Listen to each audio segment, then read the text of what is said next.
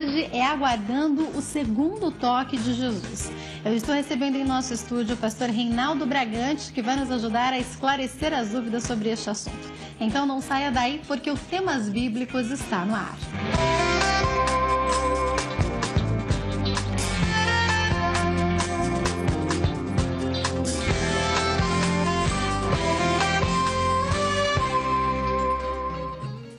Olá, muito boa noite. Obrigada por estar assistindo Temas Bíblicos. É um prazer ter você conosco essa noite. Hoje, mais um tema importante para a gente esclarecer as nossas dúvidas a respeito da Palavra de Deus. A gente vai falar sobre o segundo toque de Jesus com o pastor Reinaldo Bragante, que está aqui nos nossos estúdios. Boa noite, pastor. Boa noite. Prazer recebê-lo aqui novamente. Prazer é todo meu. Pastor, a gente vai falar com referência, acho que as pessoas estão curiosas para saberem qual é esse segundo toque. A gente vai falar com referência bíblica de Marcos, capítulo 8, a partir do versículo 22. Exato. Antes de eu começar com as perguntas, eu gostaria que o senhor desse a introdução ao tema, lendo para nós a passagem. Leio sim. Dá licença que eu vou ler o texto. Chegaram a Betsaida e lhe trouxeram um cego, rogando-lhe que o tocasse. Ele tomou o cego pela mão, levou-o para fora da aldeia e, cuspindo-lhe nos olhos e impondo-lhe as mãos, perguntou: "Vês alguma coisa?" O cego, levantando os olhos, respondeu: "Vejo as pessoas como árvores que andam." Tornou Jesus a pôr-lhe as mãos nos olhos, e ele, olhando firmemente, ficou restabelecido, e já via ao longe e distintamente a todos. Mandou Jesus para casa, dizendo: "Não entres na aldeia." Bom, muitas perguntas ao redor desse assunto. Eu acho que tem muita revelação aí, né, pastor? Tem muita informação. E eu queria que o senhor começasse explicando para nós qual que era o contexto de Betsaida, dessa cidade, desse local, dessa aldeia, nesse momento. Tá certo. Eu até trouxe um mapinha, se Eles puder vão colocar já. Colocar o mapinha, né? O pessoal poder ver em casa, né? Betsaida é uma das cidades que rodeavam ali o Mar da Galileia, bem próximo a Cafarnaum, onde Jesus estava constantemente, né? E bem próximo às cidades onde Jesus realizou milagres, né? Então ali muito próximo dali, ele fez a multiplicação dos pães, dos peixes, ele curou a sogra de Pedro, e de Betsaida também saíram muitos dos seus discípulos. Pedro, André, Filipe são originários de Betsaida. E é uma cidade marcada pela falta de fé em Cristo. Apesar de alguns discípulos terem saído de lá, apesar de Jesus ter realizado muitos milagres ali. Eles conheciam a fama de Jesus ali, conheciam, então. sabiam quem era Jesus. Curioso que Betsaida quer dizer casa da pesca. É um local onde Jesus iria pescar almas ali, né? E também Jesus, ele frequentava muito aquele lugar. Ele conhecia as pessoas, ele sabia da vida, da família, das pessoas e todos que ali estavam, né? O cego não era de lá, pelo que a Bíblia nos instrui, né? O texto nos leva a crer que ele foi levado até Jesus para que Jesus pudesse curá-lo. Então ele foi levado por outras pessoas, àquele lugar. Pastor, vamos começar analisando um pouco, até do estudo que o senhor me enviou, vamos começar entendendo um pouco o contexto desse cego. E daqui a pouco eu quero fazer uma referência a nós, né? Quando a gente encontra até a Bíblia falando sobre o que acontecia com ele e que ele era levado à aldeia, a gente começa a entender que já por ele ser cego e pelo contexto que provavelmente ele vivia, ele era totalmente dependente de homens. A gente pode imaginar isso sobre esse cego? Totalmente. Hoje nós vemos que um cego ele pode ler. Hoje um cego pode caminhar pelas ruas, né? Pegar um metrô. Você tem referências para os cegos. Se ele pegar uma nota de R$1 na mão, ele vai saber qual é o valor, porque a nota tem uma referência em alto relevo. Só que naquela época, naquela sociedade, o que acontecia? Uma pessoa que não tinha condição de sobreviver, de produzir por ela mesma, era uma pessoa condenada a ser uma pessoa miserável. Porque não existia o amparo social que se tem hoje, né? A previdência social é uma coisa que é moderna. Naquela época, olha... Por Você isso tinha uma obrigação de introduzir em lugar nenhum para trabalhar, nada disso. Ninguém se preocupava com esse tipo de pessoa. Tanto que a Bíblia diz que o verdadeiro evangelho era apoiar as viúvas, os órfãos e, obviamente, essas pessoas que envolviam essa classe, né? Que são pessoas desprovidas de qualquer fonte de renda. Então, ele vivia na dependência exclusiva de terceiros. Tudo que ele fazia... o que ele comia, os lugares para onde levavam, ele dependia dos outros, né? Então, em primeiro lugar, existe um aprendizado que Jesus quer dar para cada um de nós com a figura do cego. Porque aqueles discípulos sabedores de que o cego tinha essas necessidades, ele se entregava, né? O cego permitia que qualquer pessoa pudesse levá-lo ao lugar que ele quisesse ir, qualquer pessoa desse a ele de comer. Você imagina, você confiar em qualquer pessoa para te dar de comer. Come aí, é arroz. Você vai comer, você não sabe o que é. Como se fosse arroz, como se fosse feijão, enfim. Dependência total. E por outro lado, fazendo um paralelo, o quanto essa dependência também era prejudicial. Então ele queria passar esse ensinamento para os discípulos, porque na verdade essa cura desse cego, ela tem mais referência com a parte anterior, que relata a questão do fermento dos fariseus, que Jesus dá o ensinamento para os discípulos. Qual que é? Então, explica para nós o contexto bíblico, até a gente chegar nessa passagem. Porque assim, Jesus fez a multiplicação dos pães do outro lado do lago, do mar da Galileia. E depois ele atravessou de barco com os discípulos até Betsaida. E no barco, houve uma discussão entre os discípulos, porque Jesus falou sobre o pão. E aí eles ficaram, poxa, ele está arrazoando a gente porque não temos pão. E gerou aquela discussão, não, a gente vai comprar pão, não compra pão, temos fermento, não temos fermento, e Jesus dá a instrução para eles a respeito do fermento dos fariseus. E a questão do fermento dos fariseus é o que justamente tapa os olhos daquele que quer se achegar ao Evangelho. Porque são mentiras plantadas no coração, são inverdades, são coisas que obstruem os olhos. E a pessoa não tem uma visão correta daquilo que Deus quer colocar para a vida dela. Agora, pastor, o senhor está falando e me faz pensar em N situações, trazendo para o nosso cotidiano de hoje, né? Obviamente, para o nosso cotidiano, trazendo algumas situações que a gente vê na igreja e principalmente fora dela. Depois eu quero falar um pouco sobre o cristão que passa por isso, mas eu vou começar a falar por aquele que não é convertido ainda. E daí a gente vê pessoas que parecem que têm uma visão tapada de fato e que confiam tanto em pessoas e em situações, como a gente vê justificativas para não conversão, e as pessoas começam a encontrar justificativas às vezes em um caso isolado de algum pastor que fez alguma coisa errada, e daí as pessoas começam a se envolver de uma forma e a se tornar dependentes de pessoas, de drogas e de situações, como a gente vê às vezes jovens que precisam estar naquele grupo.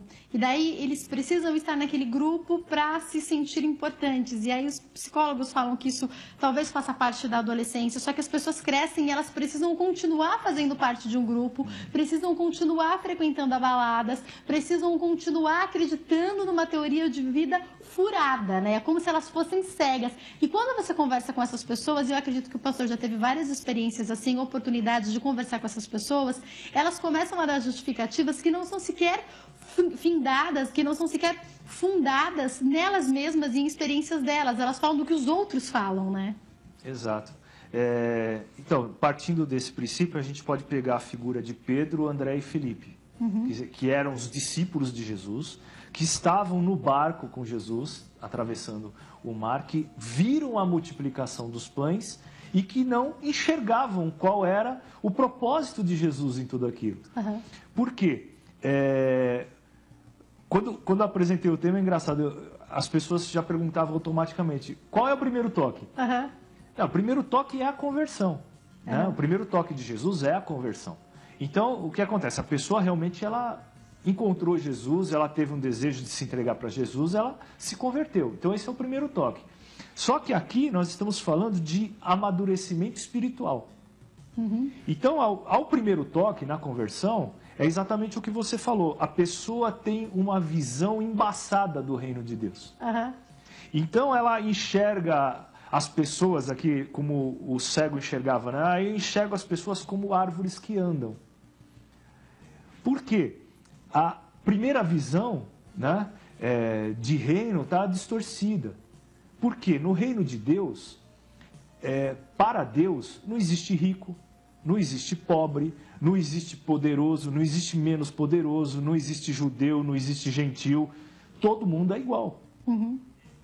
Então, a partir do momento que a pessoa se converte e ela tem uma visão deturpada do reino, porque o fulano é poderoso, porque o ciclano tem poder, porque a oração do fulano é melhor que a do ciclano e tudo mais. É como se invertesse. Ela passa a não ter mais a visão do mundo, mas ela carrega de alguma forma aquilo que tinha no mundo. Exatamente, né? Ela carrega essa deturpação do mundo para dentro da sua vida espiritual e já começa a caminhar errado.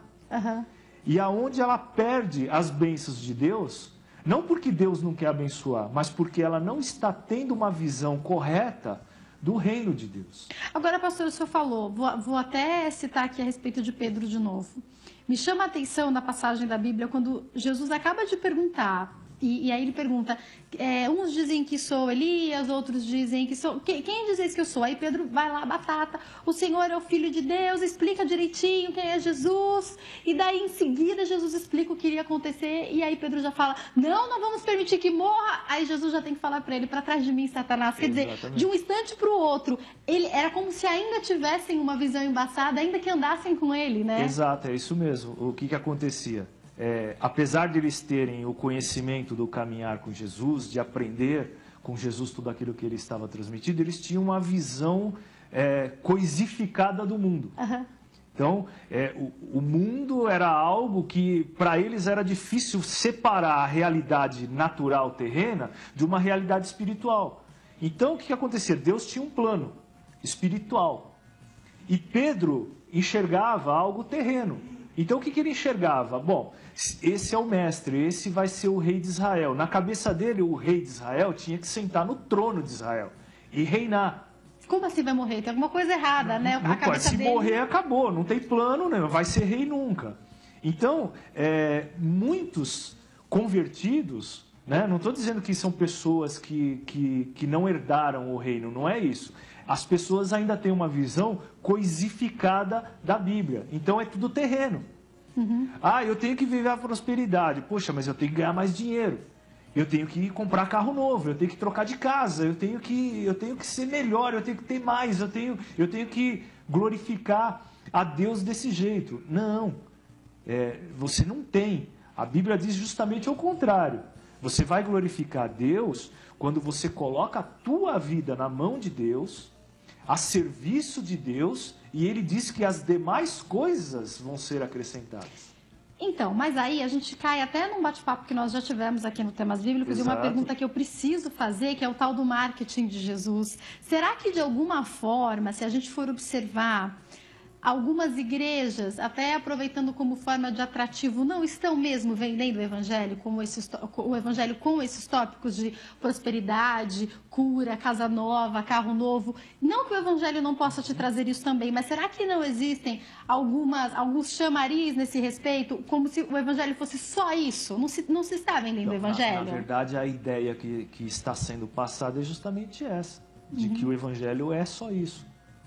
Que é onde Jesus critica aqui, cuidado com o fermento dos fariseus. Quer dizer, não mudou, talvez não tenha, a gente imagina que mudou muito, mas talvez nem tenha mudado tanto, Não né? mudou, porque se você pegar aqui algumas páginas anteriores aqui no livro, você vai ver que Jesus entrou no templo e expulsou o pessoal do templo a chicotada.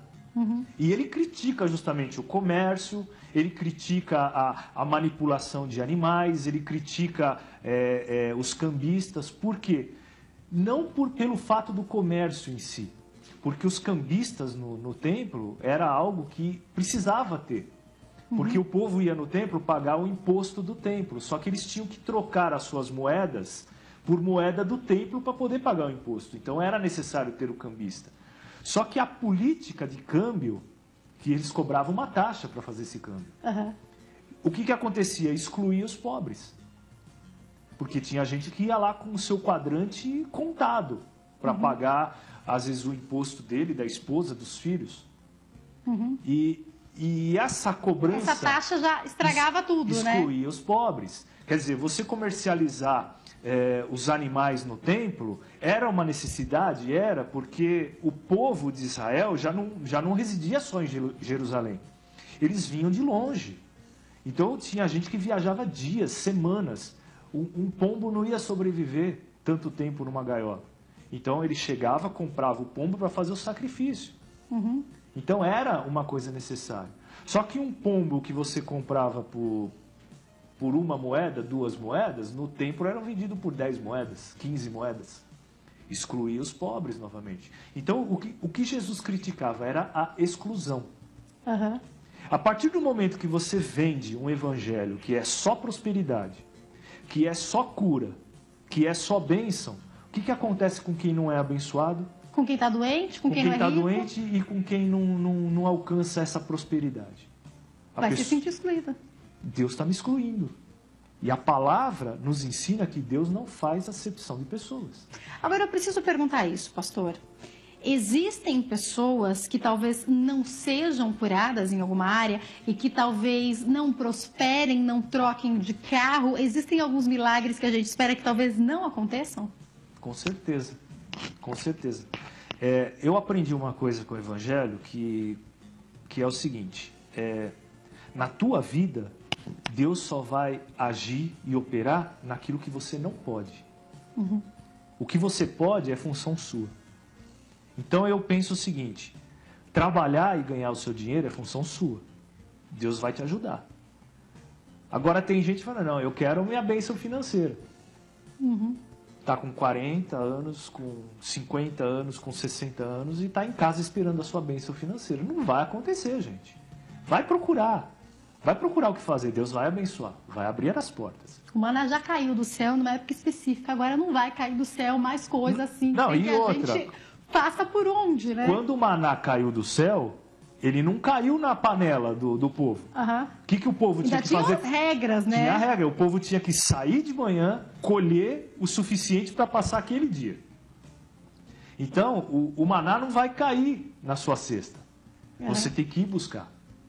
Deus vai te dar. O milagre vai acontecer, né? O que precisasse de milagre vai acontecer, O que precisasse de milagre vai acontecer. E eu creio nisso. Eu creio que Deus cura. Eu creio que Deus prospera. Eu creio que Deus derrama toda espécie de bênção sobre a vida dos seus filhos. Só que, infelizmente, tem gente que, se for abençoada, nunca mais volta para a igreja. E como pastor, você já deve ter visto isso diversas vezes, né? Centenas de vezes. Tem gente que, se não for movida algum tipo de busca pela sua vida eternamente, não vai na igreja. Se ela tiver tudo, ela fala, não preciso de igreja. Deus está me dando tudo. E precisa, gente. A comunhão com os irmãos é fundamental.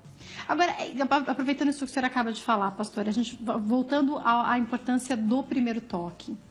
Quando a gente fala da conversão, e aí a gente começa a caminhar, eu queria que o senhor falasse um pouco sobre a importância da experiência e de a gente chegar a um ponto a entender que evangelho e servir a Deus e conversão vai muito além de se vamos ou não prosperar, se vamos ou não ser curados, se vamos ou não conseguir que alguma área da nossa vida tenha restauração, se vamos ou não conseguir o melhor emprego, porque o que importa principalmente é a nossa vida com Deus, né?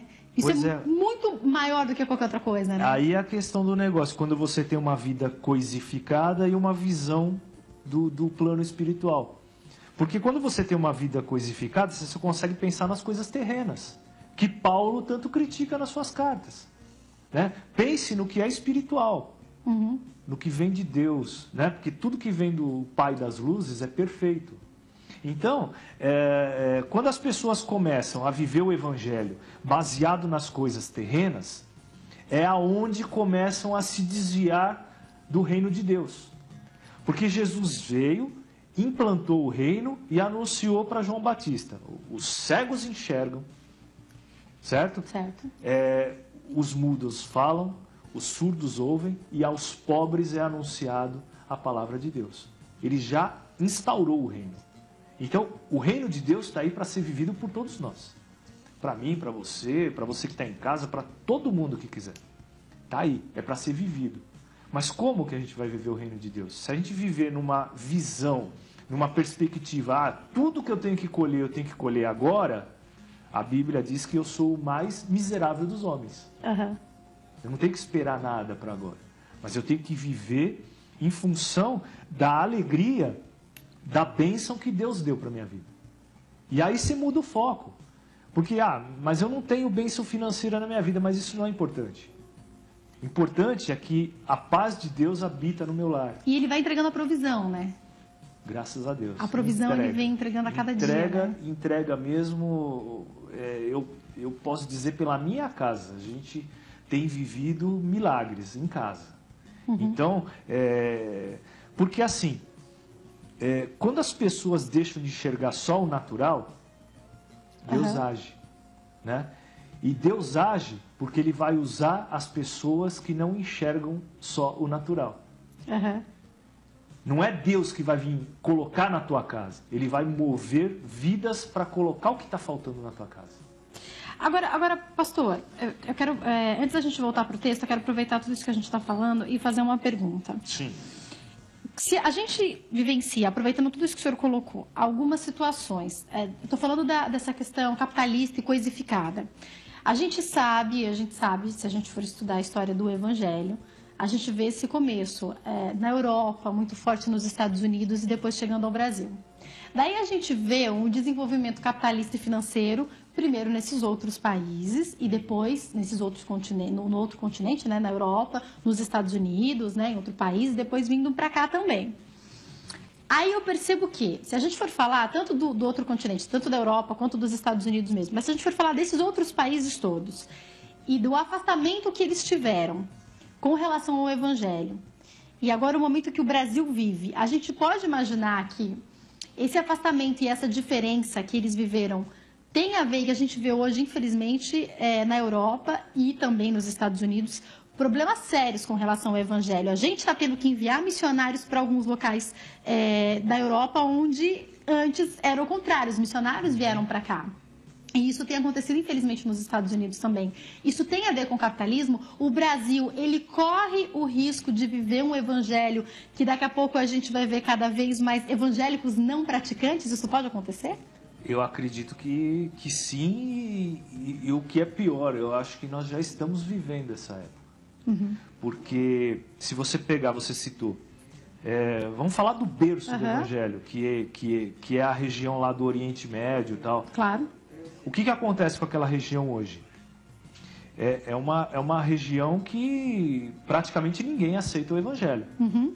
Existem países, inclusive, que são fechados ao Evangelho, são países ou muçulmanos, você vai mais para o Oriente, são países budistas, hinduístas, enfim, você tem vários países totalmente fechados ao Evangelho. Se você for para a Europa, o que aconteceu? As grandes igrejas, as referências mundiais do berço do protestantismo, de Lutero, de Calvino, hoje viraram casas noturnas. Uhum. São bares, são restaurantes, casas de shows. Várias igrejas deram espaço para a cultura, enfim, e estão fechando. Uhum. E isso está se estendendo agora para os Estados Unidos, a mesma mentalidade. Por quê? O capitalismo entrou dentro da igreja. Uhum. E entrou muito forte. Então, o que aconteceu? Quando importaram essa doutrina da prosperidade para o Brasil, isso uns 10, 15 anos atrás, ela começou fraquinha em um ponto ou outro. Só que o que acontece? Ela consegue aliciar os crentes, vamos dizer assim, que recém-convertidos. Uhum. E já coloca no coração desses crentes uma visão coisificada do Evangelho. Que já veio do mundo, já é carregado e já segue, né? Você traz do mundo, você traz o crente recém-convertido, mistura tudo isso e ele segue a vida com aquilo no coração.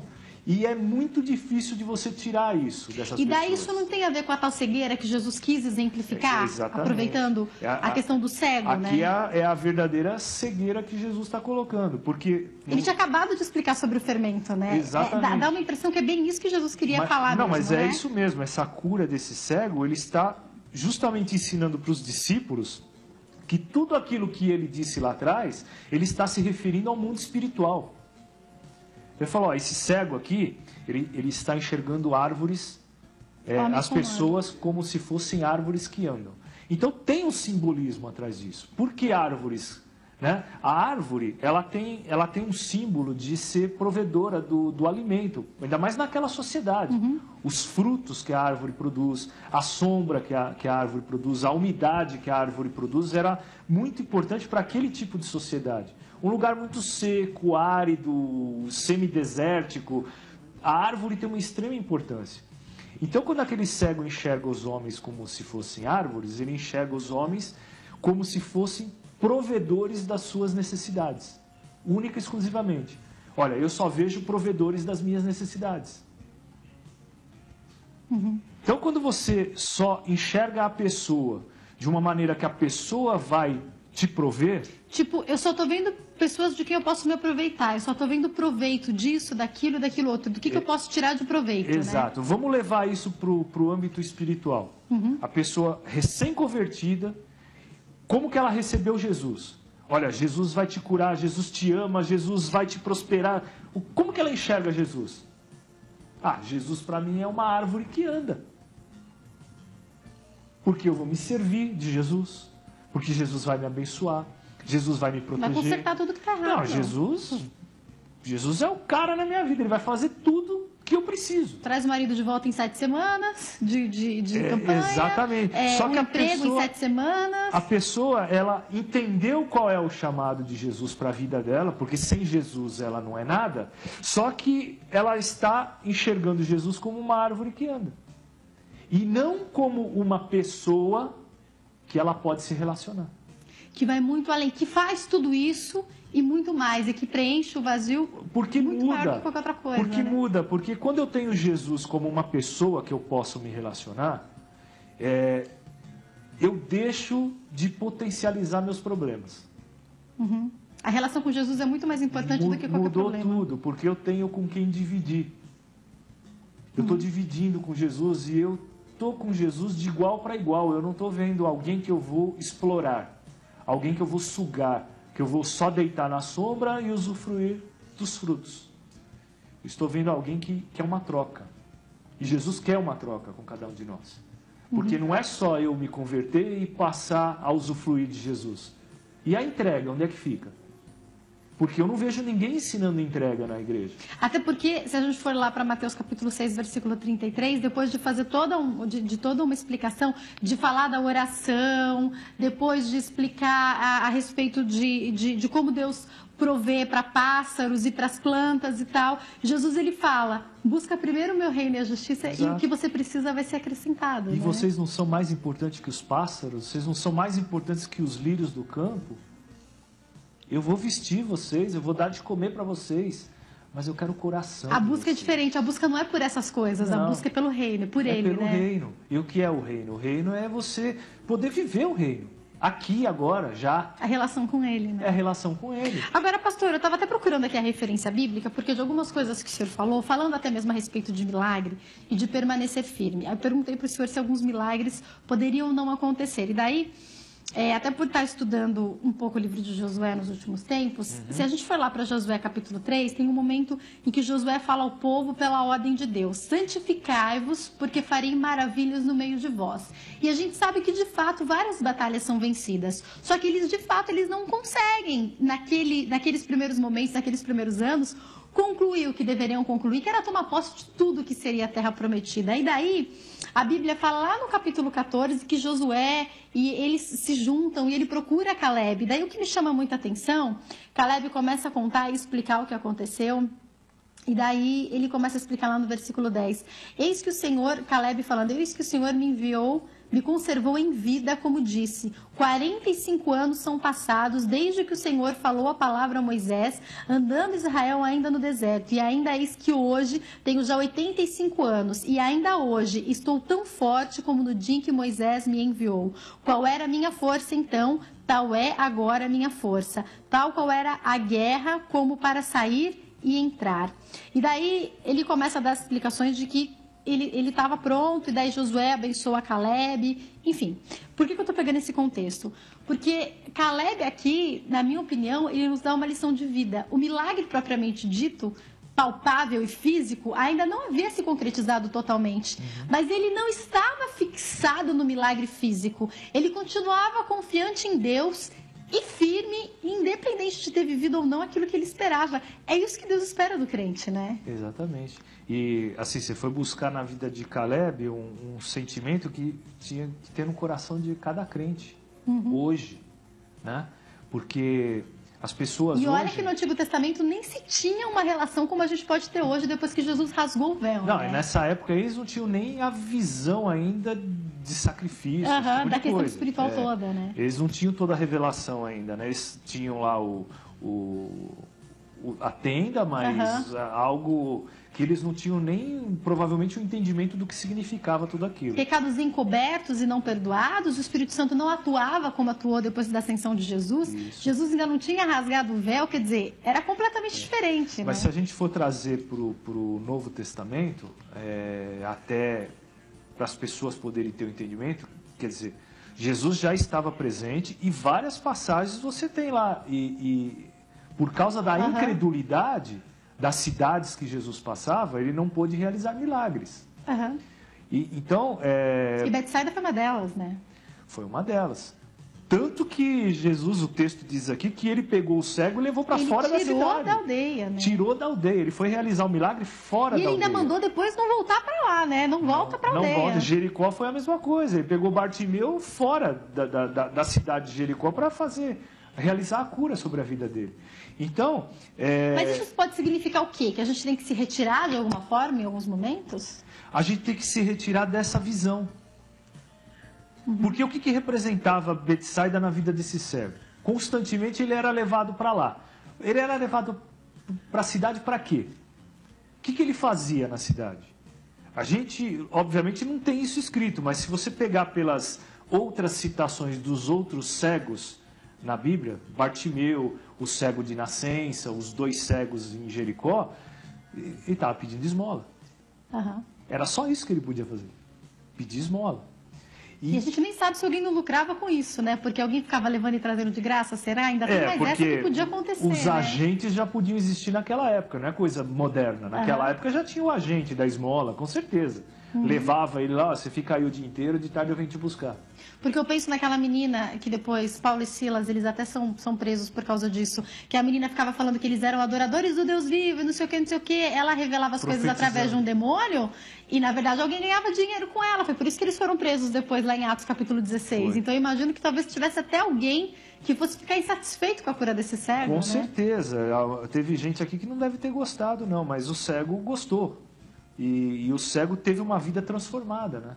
Vou deixar algumas perguntas para daqui a pouco, alguns questionamentos. Jesus podia ter feito tudo de uma vez. Um toque só seria suficiente para ele. Ele pode todas as coisas, porque neste momento a gente vê alguém que é 100% Deus e 100% homem. Ele podia ter feito de uma vez. Por que não fez? Já o pastor vai contar para nós. Daqui a pouco a gente continua conversando hoje sobre esse tema tão gostoso. A gente está falando sobre o segundo toque de Jesus. Muito bonito. A gente está estudando o texto bíblico que começa lá em Marcos, capítulo 8, a partir do versículo 22 até o 26. Você pode aproveitar agora o break que a gente vai para ler aí com as pessoas da sua família, estudar. Tem muita revelação nesse texto e uma ligação total e completa com a gente nos dias de hoje. E a pergunta que eu deixo para daqui a pouco também é o seguinte, pastor. Tem crente dependente de homem, dependente dos outros, dependente de situação, que não consegue ser 100% dependente de Jesus? Já o senhor fala pra gente. Eu vou pro intervalo rapidinho, daqui a pouco eu tô de volta com o pastor Reinaldo Bragante. Não sai daí. Você sabia? que o maior profeta nunca realizou um milagre, mas foi o pregador mais convincente? Leia em João 10, 41 e 42.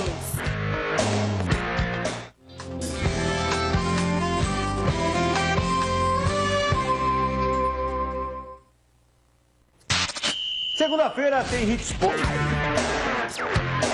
Você sabia que o nome cristão só aparece 3 vezes na Bíblia? O Temas Bíblicos está de volta, hoje falando sobre um assunto muito importante. A gente está falando sobre aguardar o segundo toque de Jesus. A gente está falando sobre uma passagem bíblica que está lá em Marcos, capítulo 8. Você pode conferir a partir do versículo 22 para quem ligou a TV agora. Eu estou recebendo aqui no nosso estúdio o pastor Reinaldo Bragante, que está conversando com a gente sobre esse assunto. Pastor, agora que a gente voltou do break, tem gente que ligou a TV agora, acabou de chegar da igreja. Lê para a gente de novo o texto, por favor. Claro.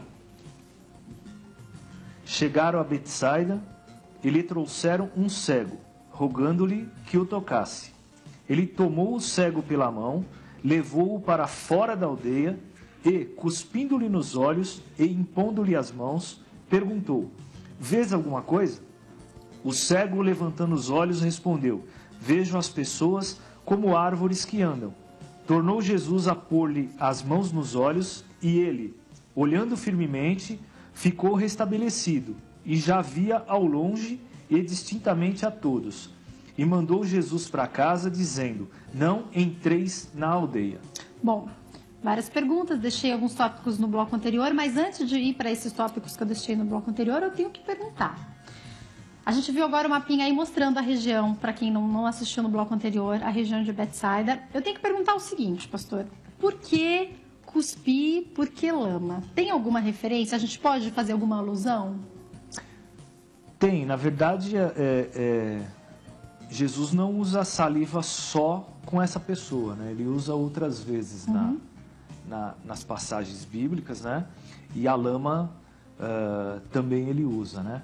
Mas não que tenha uma alusão que a lama de Israel é poderosa. Faz olha, cura qualquer coisa. Vai lá em Israel, traz a lama e começa a vender. Nada disso, né? Nada disso. Mas é um símbolo de, não a lama, mas o cuspir nos olhos, né? Para aquela situação, para aquele ambiente, vamos dizer, geográfico. É um lugar muito seco, então quem mora no interior aí do Paraná aí sabe muito bem quando sobe aquele terrão vermelho, né? Fica tudo em volta dos olhos e tal, né? Então é um jeito de se limpar. Se não tem água perto, vai com saliva mesmo, porque senão chega um momento que você não consegue enxergar. Aquela terra ela acumula em volta dos olhos e começa a incomodar. Então é um gesto de limpeza realmente, né? E a lama, ela tem, todo mundo sabe, as propriedades até questão terapêutica, de cura, né? Terapêutica e tal, mas não é pelo fator cura. Não é pelo que há de natural, de científico, né? Não, ela tem um símbolo, né? Porque não tem coisa pior que você receber uma lama na cara, né? Não quando você está no spa, né? No spa é diferente. No spa tudo bem, né? é diferente. Você está pagando caro por isso, eu nunca recebi. Põe a laminha na cara, põe uma rodelinha de pepino nos olhos, mas pronto, não é isso, né? Não é isso. Aliás, inclusive, se você for receber lama na cara no spa, você provavelmente vai ficar com essa área dos olhos ilesa, né? Exatamente. Então, isso submete-se novamente o terreno espiritual. Né? Você quebrar aquilo que você considera imundo no terreno, de repente pode ser aquilo que seja mais importante para você na sua vida espiritual. Então, poxa, um toque de Jesus nos olhos para você ter uma visão perfeita, uma visão repleta da tua vida espiritual, quem que não quer isso? Todo mundo quer isso. Mesmo que seja ele cuspindo nos seus olhos. Né? Então, as pessoas costumam misturar as coisas. E talvez as pessoas nunca imaginem que possa precisar do cuspe da lama. E daí é disso que precisa. É bem isso que o senhor falou do imundo, né? Então a pessoa despreza aquilo que ela mais precisa. Que é o toque de Jesus para poder enxergar aquilo que ele tem planejado para cada um de nós. E às vezes para as pessoas esse toque não interessa. Porque afinal de contas ela está vivendo um evangelho legal. Né? Hoje tem um evangelho legal, né? Você sai da igreja e vai para a balada. E ninguém fala nada, né? Vai só na Santa Ceia, se bobear, né? Vai uma vez por mês só. Pois é, o jovem está na igreja, está lá com a sua namorada, na outra semana ele já está com outra namorada e na outra semana é outra diferente. Mas, peraí, tá faltando alguma coisa, né? Não tem problema nenhum. Cadê o compromisso, né? Cadê a questão de relacionamento, o respeito? Então, realmente tem faltado visão do mundo Alguns espiritual. pastores não acompanham, então o que você faz no seu trabalho, como você trata o seu marido e a sua esposa, também já não tem muito problema, não faz muita diferença. Eu diria que na maioria das comunidades, não é uma crítica, mas até pelo porte da maioria delas, o pastor não tem nem como acompanhar. Uhum. E é aí onde mora o perigo. O pastor não está vendo, né? Afinal de contas, o pastor não está vendo, mas as pessoas se esquecem que Jesus está vendo. Da tal da relação com Cristo, né? Que é o tema. Porque né? não tem a relação com Cristo. Vive uma vida, um evangelho coisificado. Uhum. Então, o evangelho só serve para aquilo que se encaixa na vida da pessoa. A favor, lógico. Uhum. Né? Porque o evangelho, na verdade, não é para se encaixar com aquilo que se enquadra com a minha vida. É para confrontar aquilo que não se enquadra na minha vida. Uhum. E se ele não confrontar alguma coisa na minha vida, alguma coisa está errada. E não é com o evangelho, Aquele culto é comigo. cômodo que você entra e sai falando, como eu sou de Deus, o fulano podia estar aqui para ter ouvido aquilo ali, né? Eu fui tão abençoado. Nossa, não teve Deus nem falou tipo de comigo. correção, não teve... Aí quando o pastor desce o sarrafo na igreja, não, fulano podia estar aqui no culto hoje, né? Justo hoje o Beltrano faltou. Porque comigo não falou nada. A palavra né? é para você que está na igreja, não é para quem faltou. Uhum. Porque para quem faltou, não ouviu nada. Deus sabe exatamente o que ele faz, quem tinha que estar lá e quem ouviu, né? Pois é, e aí Jesus, aqui um pouquinho acima, eu vou ler aqui, no capítulo 8, versículo 17, ele dá uma chamada nos discípulos dentro do barco, né? Porque eles estão lá discutindo a questão do pão, a questão do fermento, e Jesus, traduzindo na linguagem de hoje, falou, vocês continuam ignorantes. Praticamente Jesus disse isso. Ele diz o seguinte, por que arrazoais sobre o não terdes pão? Ainda não considerastes, nem compreendestes? Tendes o coração endurecido? Tendo olhos, não vedes, e ouvidos, não ouvis, não vos lembrai? Quer dizer, Jesus, ele está reportando todo o ensinamento da cura para aquela situação dos discípulos. É como se quando ele pegasse o cego, ele falasse, vocês aqui, deixa eu mostrar uma coisa, Mesma né? coisa. Vocês estão enxergando o evangelho que eu estou ensinando para vocês, o modo de vida de vocês caminharem, como árvores que andam.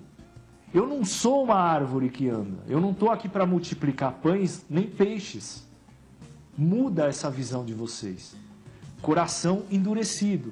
Então tem muito crente com o coração endurecido. Como a própria mãe de Jesus, quando ele faz o primeiro milagre, né? Sabia quem era ele, já falou, não, vão até ele que ele resolve o problema do vinho no casamento. Quando ele olha para a mãe dele, ele fala... O que você quer comigo, mulher? Eu acho que é mais ou menos, de novo, essa mesma questão, né? Do tipo, não é bem pra... Não é pra isso, né? Eu posso fazer isso, mas não é isso, né? Não estou aqui para isso. Isso aqui não é o fundamental no reino. Não estou aqui para multiplicar vinho, não estou aqui para multiplicar pão, nem peixe. Não é para isso que eu estou aqui. Mas eu estou aqui para Se for necessário, eu faço tudo isso, mas a questão é outra, né? Exato. Então... Toda obra que você pegar de Jesus, toda a cura, todo milagre, ela tem uma mensagem espiritual. E que geralmente está atrelada ao que vem antes. É como se fosse a prática, né? Ele dá a lição na teoria e depois ele vai lá e aplicar na prática. Exato. Se você ler o texto anterior, você vai, Jesus está fazendo isso por causa disso aqui. Então você tem entendimento. Agora, pastor, a gente está falando dos discípulos, né? Discípulos, pessoas que andavam com Jesus. Agora, vamos falar da gente, que talvez não ande de forma física, mas deveria estar andando com Cristo. Deveria. A gente, quando eu falo a gente, eu estou falando dos crentes de um modo geral. Muitas vezes ainda estamos confiando em homens, e como a Bíblia até fala no Antigo Testamento, em cavalos, em carros, e estamos deixando de confiar e depender totalmente de Jesus. Isso acontece? Todo lugar, a todo momento.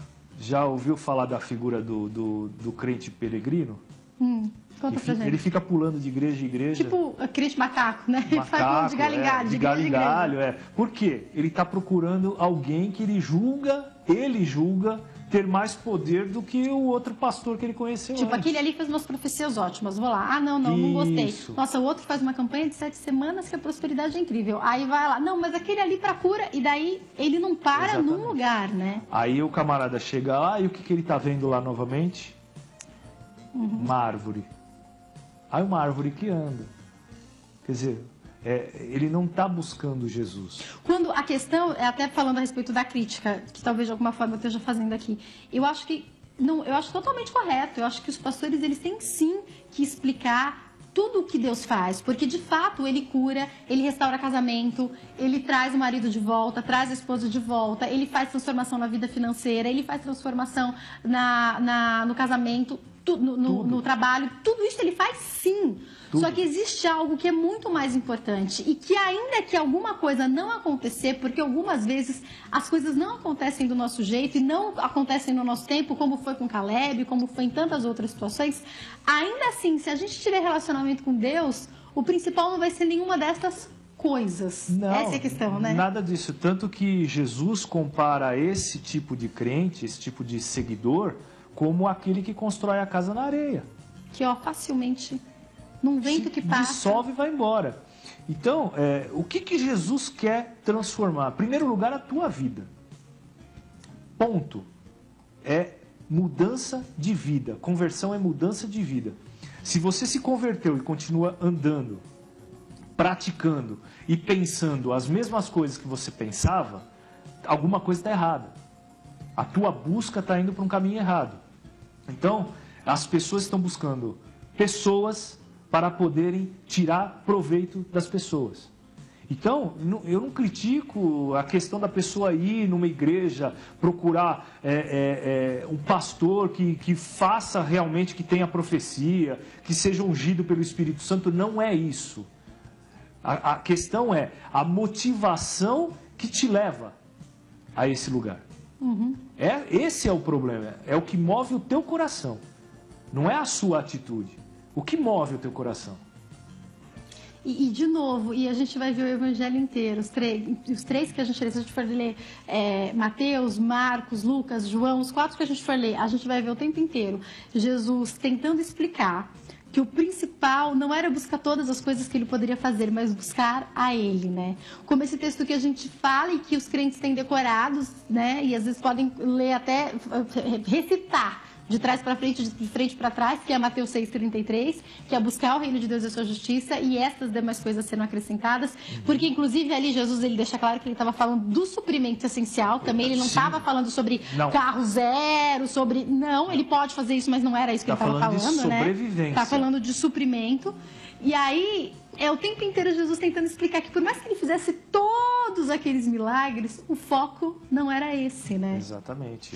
Pastor, eu estou caminhando para encerrar. E eu preciso perguntar, por que 2 toques? 2 toques foram necessários justamente para ser a prática de toda a explicação teórica que ele já tinha dito? Tem a ver com isso? Tem a ver com isso, porque eles já tinham uma visão de quem era Jesus, né? Pedro já tinha, inspirado pelo Espírito Santo, manifestado quem era Jesus. Eles já sabiam, já conheciam. Já tinham caminhado muito com ele, presenciado milagres. Só que eles não tinham aberto seus olhos para as questões espirituais, para aquilo que realmente Jesus estava aqui. Porque Jesus ele veio nos tratar de uma questão espiritual, que é reatar a nossa aliança com Deus.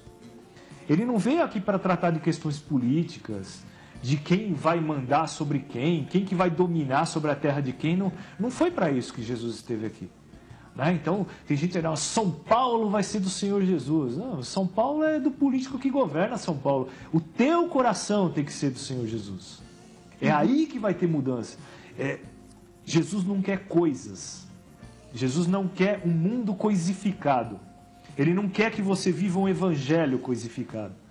Ele quer que você tenha um impacto no teu coração e mude o seu jeito de ver.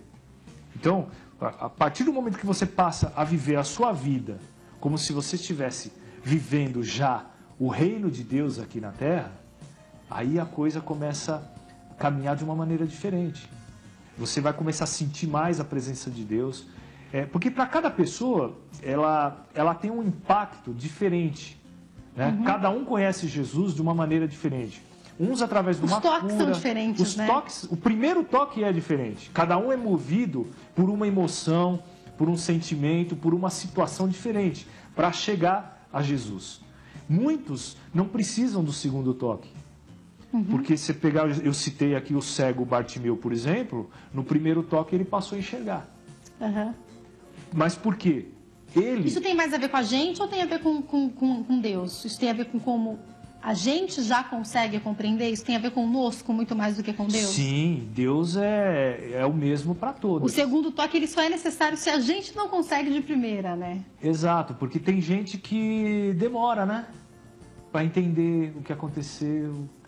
Mas também tem gente que tá, e com certeza o senhor sabe disso também, às vezes uma vida inteira na igreja e ainda não conseguiu entender. Tá na hora da gente despertar para o segundo toque, né? E esses são os piores, porque já, como no caso dos discípulos, já tiveram ensinamento, já estão caminhando com a palavra, já estão caminhando com exortação, já estão caminhando na oração, já estão caminhando nos estudos, e não mudou nada, não conseguem enxergar apenas pessoas para tirar proveito, precisa mudar. Precisa receber o segundo toque. Eu acho que vale para a gente encerrar, só a gente falar, e vou pedir para o senhor já dar as considerações finais, que fica muito fácil uma conversão que ela não precisa ser inteira, né? Porque quando você fala de uma conversão, se a gente for até pensar no giro inteiro de um compasso, né? Se a gente for pensar que para você converter, você pode, eu virei um pouquinho o meu caminho, o resto eu continuo fazendo do jeito que eu fazia antes. Eu só vou tomar um pouco de proveito. Conversão não é isso. Conversão é mudar tudo que eu fazia de errado. Você vai fazer o giro completo. E eu queria que o senhor finalizasse falando isso para nós, para a gente poder encerrar o programa. Tá. Sobre conversão. A conversão, ela tem que ser de dentro para fora. Não basta você ter novas atitudes se o teu coração não está motivado para isso. Então você vai ser um grande artista. Vai ser falso, né? Falso, vai ser uma pessoa cínica. E tudo aquilo que você fizer, seja no ministério, seja no trabalho, seja na rua, seja em casa, não vai ser motivado por amor. Uhum. E a coisa desanda. Então, a pessoa, quando ela é motivada pelo amor, você percebe que tudo aquilo que ela pratica, para se enquadrar dentro daquilo que Jesus quer da vida dela, é feito de uma maneira mais natural. Às vezes, então, a conversão não é de uma vez, né? Não. Às vezes a gente vai se convertendo sempre, né? Sempre. Conversão não é de uma vez. Então, eu até queria dizer aqui, nós temos que aprender, dentro das igrejas, a conviver com as pessoas que são recém-convertidos. Uhum. Porque nós que estamos na igreja há muito mais tempo, nós somos rápidos para julgar as pessoas. A gente estava discutindo esses dias sobre essas coisas. Uhum. Então, a pessoa chegou na igreja, ela desconhece as atitudes, os modos operantes, o evangeliquez. E eu acho interessante que essas pessoas não aprendam isso. Uhum. As pessoas têm que ser o mais natural possível dentro daquilo que Jesus espera delas. É como se elas zerassem, se elas fossem puras com Deus, sem a contaminação nem dos crentes antigos, nem do mundo, nem de nada, né? Exato, porque você pega o crente antigo, ele tem um jeito de falar, ele tem um jeito de se expressar, ele tem um jeito de conversar, que muitas vezes não é natural, não é da pessoa, né? Então, Deus é soberano, Ele é maravilhoso. Ele não quer anular a história de ninguém, mas Ele quer pegar a tua história, da tua vida, transformar a tua história numa história que vai ser, dentro do reino dEle, aproveitada para abençoar outras pessoas. Que lindo isso! Gente, infelizmente eu tenho que encerrar. Vou encerrar o Temas Bíblicos de hoje. Quero mandar um beijo muito especial para Dinda Mônica Bragante, que está nos bastidores, que é a esposa do pastor Reinaldo, que também é meu Dindo, são meus padrinhos de casamento, pessoas com quem eu convivo, que eu sei a vida que levam no altar de Deus, que eu tenho muito orgulho, muito gosto, um casal incrível, seus filhos também, o Bruno e o Matheus. Amo demais vocês que são também minha família. Quem quiser entrar em contato, como pode fazer, o endereço da igreja também, pastor. A nossa comunidade fica no Tatuapé, Comunidade Cristã do Tatuapé, fica na rua Bento Manuel, número 36. Para quem não conhece a região, Radial Leste, metrô Tatuapé, sobe a rua Tuiuti até o final, fica atrás da pracinha, não tem erro, é fácil de achar. A menos que eu esteja dirigindo, eu posso me perder um pouco, mas a gente sempre dá um jeito. Isso. E o meu e-mail está no GC. Podem mandar os e-mails, qualquer dúvida que tiverem. É reinaldo@ig.com.br. Reinante. Reinante@ig.com.br com Y, isso, né? Reinante@ig.com.br. Eu respondo todos. Eu prometo, nunca deixo nada sem responder. Muito obrigada, pastor, mais uma vez. Prazer recebê-lo aqui sempre, viu? É um prazer estar aqui e levar um pouco daquilo que o Espírito Santo colocou no nosso coração para esse povo maravilhoso que assiste seu programa. Amém. Foi uma bênção. Muito obrigada. Olha, obrigada pelo seu carinho, pela sua audiência. Faça uma visita lá à igreja deles. Vira e mexe aí, meu marido, a gente dá uma visitada por lá também. Sempre somos convidados para pregar e tratados com muito carinho. Um beijo para todos da igreja que estão assistindo também, para toda a família da Mônica, família do Rei que está assistindo. Para o pastor Soares também, para a esposa dele, beijos para todos, tá? Pastor Toninho. Pastor Toninho, beijo para todos. Infelizmente, a gente tem que encerrar o Temas Bíblicos. Semana que vem, às 9 horas da noite, tem mais. E a gente se encontra amanhã no nosso programa às 2 da tarde. Beijo grande para você e uma ótima noite, viu? Tchau.